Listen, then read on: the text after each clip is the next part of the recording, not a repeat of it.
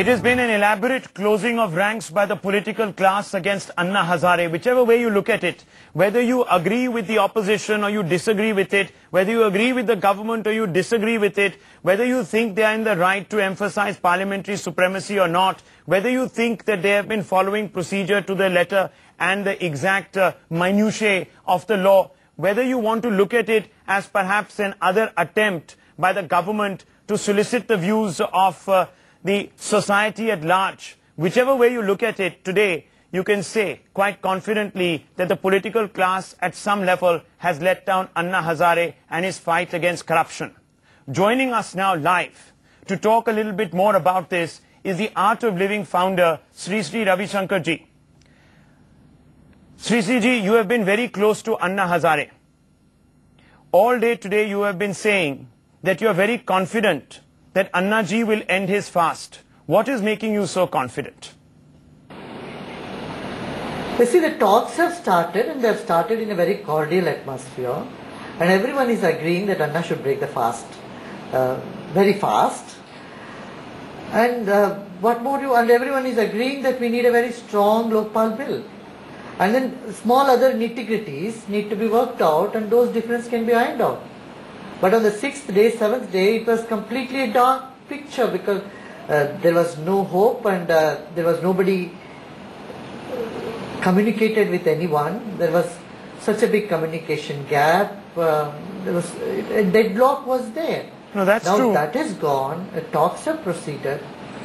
So that made me feel very hopeful of the situation. No, talks might be going on, Sri ji, but the gulf is very wide, even now. Even after the all-party meeting, there is no consensus. In fact, during that all-party meeting, the Prime Minister in his remarks, in his opening remarks, has said that Anna's demands raise serious issues related to the functioning of India's parliamentary democracy, and that these issues are a concern to the entire nation. And as such, it seems that he is standing his ground on the supremacy of Parliament, which means that the government is not open to Anna's point of view. But I don't think roadblocks there. Talks will continue. After this talk again, the team will go and meet with them and talk. I'm hopeful of really getting a positive solution, somewhere a midway solution. That's what I hope to do. I'm hoping, I'm praying, really praying for it. You see, on the 6th day, there was absolutely no communication, and both teams were worried. At least now, talks have begun. There is lack of trust on either side. I think now the trust needs to be built up, and it's getting built up. Okay. This is what makes me very hopeful and positive about it. But there are challenges. I wouldn't say there are no challenges at all. Okay, there are challenges, but you're looking at the picture optimistically. The glass is half full for Sri Ravi Shankar. But many political parties today have called on Anna ji to end his fast. They say they have no issues with his demands, but his methodology is not quite right. And therefore, in the political resolution that has been passed, in fact, after that all-party meeting, they have emphasized the need, in fact, for broad-scale dialogue with other sections to evolve a holistic Lokpal bill. There are many opinions of it. Of course, in all the other countries in the world, protest is never associated with fast. But in India, see, we have this tradition from long time. Mahatma Gandhi has done this for 30 days, he has fasted. So in India, it's an accepted norm. Though I feel life is more valuable than anything else. So life of Anna Hazare and his health is of utmost concern. No, this is what I sincerely feel now. Yeah. No, but your philosophy is based on accommodation and dialogue, and Anna ji is doing just the opposite. Some would say he's presenting the government with a fait accompli. Do you justify his methods, Sri ji? Of course, because you are combining the protest with the fast, the time is very short, time is very limited. But if there has been a proper trust like in the past, see first time he broke this fast because there was some trust left. But after the repeated accusation about his integrity and then the hard jail experience, all this, has brought such a deep wound or scar in Anna's and their whole team's mind that, of course, and the people stand. The people of India is very skeptical about the sincerity of the government.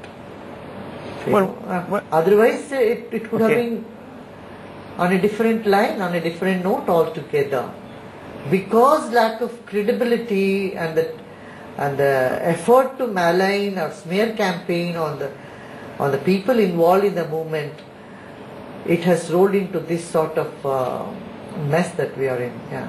No, so you're saying that Annaji has been pushed to the wall by the political class. This is something, of course, that is also going to happen today or after today when the entire political class has actually turned its back on Annaji. He won't be very surprised because he's tarred the entire political class with one brush. He has advocated doing away with politicians and government. But many say, including some who don't say it publicly in government, that this is really the road to anarchy. In fact, today in the all-party meeting, the subtext of the deliberations was in fact this. Do you agree with that?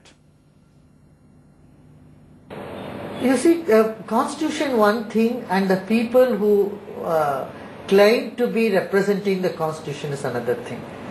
Nobody questions the supremacy of Parliament.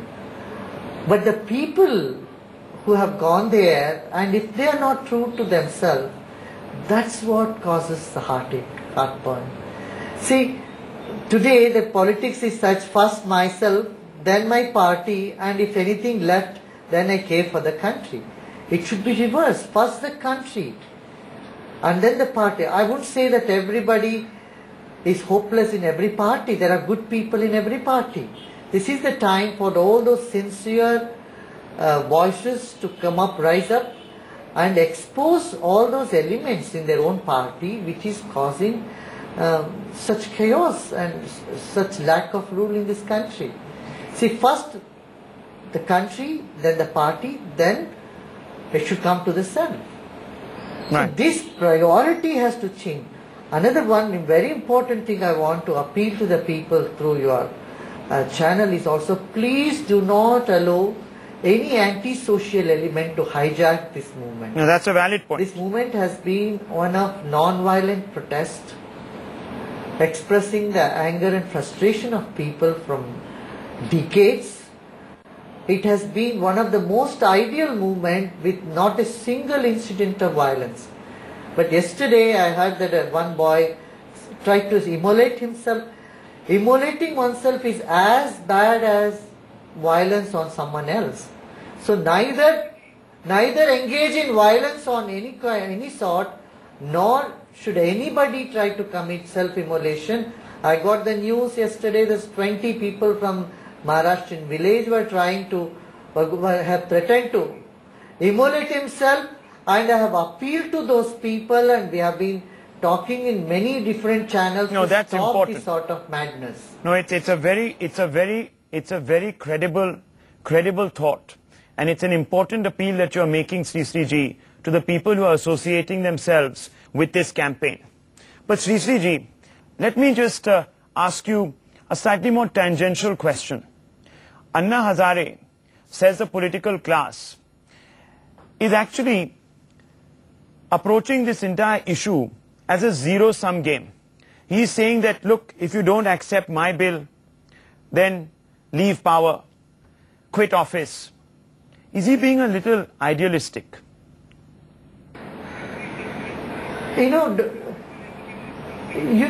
go by the words, just see beyond the word the amount of hurt he is carrying because of repeated deception, repeated, jisko kehte hain dhokabazi, has been repeatedly deceived. That is what comes out through his speech. When he says it doesn't mean there are no good people at all in the politics.